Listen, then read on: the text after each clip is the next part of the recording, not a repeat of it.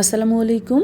গিয়েছিলাম বহু রেস্টুরেন্টটা কিন্তু অনেক সুন্দর। এখন কিন্তু সব রেস্টুরেন্টই অনেক সুন্দর করে সাজায়। তার মধ্যেও এই রেস্টুরেন্টটা একেবারে পরিপাটি, শান্ত, চোখে আরাম লাগার মতো অনেক সুন্দর সুন্দর গাছপালা আছে। যারা ছবি তুলতে ভালোবাসেন তাদেরও এই রেস্টুরেন্টটা ভালো লাগবে। বাজেট ইস্যু থাকলে এই রেস্টুরেন্টটা তাদের জন্য না। এটা আসলে স্টুডেন্ট বাজেট ফ্রেন্ডলি না। আর হ্যাঁ, এটা কিন্তু একটা থাই রেস্টুরেন্ট। থাই খাবার পছন্দ করলে এখানে চলে আসতে পারেন। আমরা গিয়েছিলাম বহুর ধানমন্ডি ব্রাঞ্চে। বাইরে খেতে গেলে আমি আসলে খুব একটা ভিডিও বা ছবি তুলি না, যেহেতু রেস্টুরেন্টটা আমার কাছে ভালো লেগেছে তাই একটু ঘুরে ঘুরেই ভিডিও করছিলাম। আমার আশেপাশের রেস্টুরেন্টগুলোতে আমার অনেকবারই যাওয়া হয়, তবে মনে হয় না দ্বিতীয়বার আমি এই রেস্টুরেন্টে আর আসবো।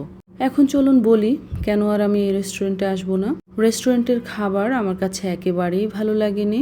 প্রথমেই চলে আসছে স্যুপ আর অন্থন। অন্থন ঠিক ছিল, তবে স্যুপটাতে এত পরিমাণে থাই জিঞ্জার ছিল, খেতে খুবই খারাপ লাগছিল। যারা মোটামুটি রান্না করতে জানেন তারা বুঝতে পারবেন থাই জিঞ্জারটা অনেক স্ট্রং হয়, অতিরিক্ত দিলে ভালো লাগে না খেতে। এটা বিফ কিমার একটা আইটেম ছিল, এটাও খেতে ভালো লাগেনি। ফ্রাইড রাইসটা খেতে ঠিক ছিল।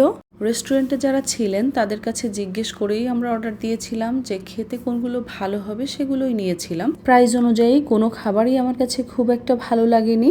ম্যাঙ্গো স্টিকি রাইসটা ভালো ছিল, তবে আমি অন্য রেস্টুরেন্টে আরও ভালো ম্যাঙ্গো স্টিকি রাইস খেয়েছি। সব জায়গার খাবার সবার কাছে ভালো লাগবে ব্যাপারটা এমন না, তবে আমার মনে হয় এই রেস্টুরেন্টের খাবার অনেকের কাছেই ভালো লাগবে না। আমার কাছে মনে হয় যারা খাবার রিভিউ করে তারা অনেক বাড়িয়ে বাড়িয়ে বলে। আপনারাও জানাতে পারেন আপনাদের কাছে এই রেস্টুরেন্টের খাবার কেমন লেগেছে।